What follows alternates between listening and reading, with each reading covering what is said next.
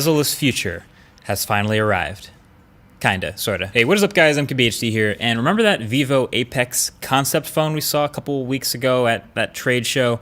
It was a concept phone, meaning it's never gonna go on sale. They only made a couple, it's more like a working prototype, but it was a vision or this idea of technologies that could come to eventually be more affordable. But sure enough, a couple weeks later, Vivo said, wait, hold that thought.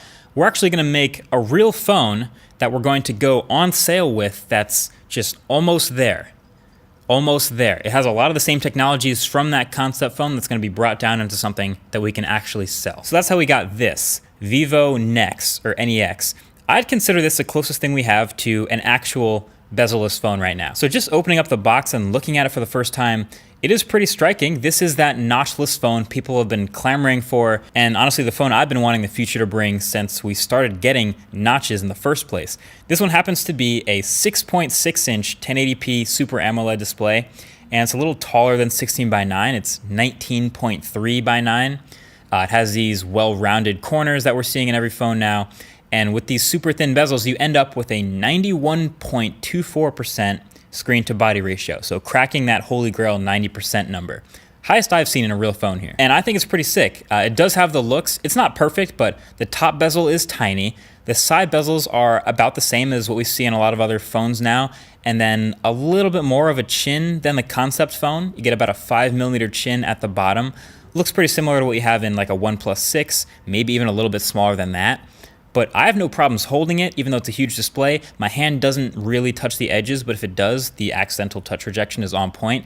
This is truly the most screen we have in any phone. But that naturally brings us to the question, what about all the stuff that's normally on the front of the phone? What about the front-facing sensors? What about the stuff that's normally in the notch? Where that all go? And that's where you get those Apex concept phone technologies trickling down into this one already. So number one is that fingerprint sensor. And this is the under-glass fingerprint reader that I've tested to the max in a previous video. Same deal here, no fingerprint reader anywhere else on this phone. It's just under the glass at the front with all the pros and cons that come with that in 2018. So, you know, a little slower, a little more finicky, but definitely cleverly hidden for this concept.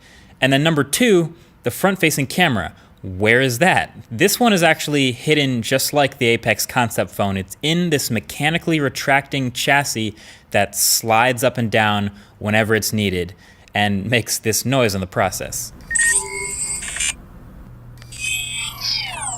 Now that might seem a little cheesy, but you can actually choose between 3 artificial noises. You can pick your favorite, or you can just leave it silent. So that's the front-facing camera. That's what happens every time you want to take a selfie, every time Snapchat opens, every time you want to do an Instagram Live, all that. The concern naturally with this is that it's a moving part.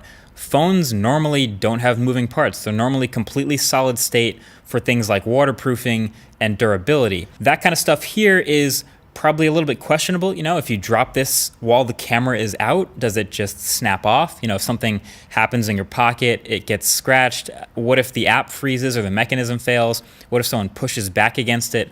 All that stuff, of course, has probably been tested by Vivo, but you never really know what might happen in real life. And I gotta be honest, I wasn't even expecting the camera to be that great, but it looks pretty good on the phone. Like, it isn't a phone that's gonna be coming to the US, as far as I can tell, it's just China, but there's a lot more to this phone than just the design. The rest is pretty solid too. Like, you might remember when I first heard about this phone, I tweeted like, the rest of it could be trash, but the design is still really cool.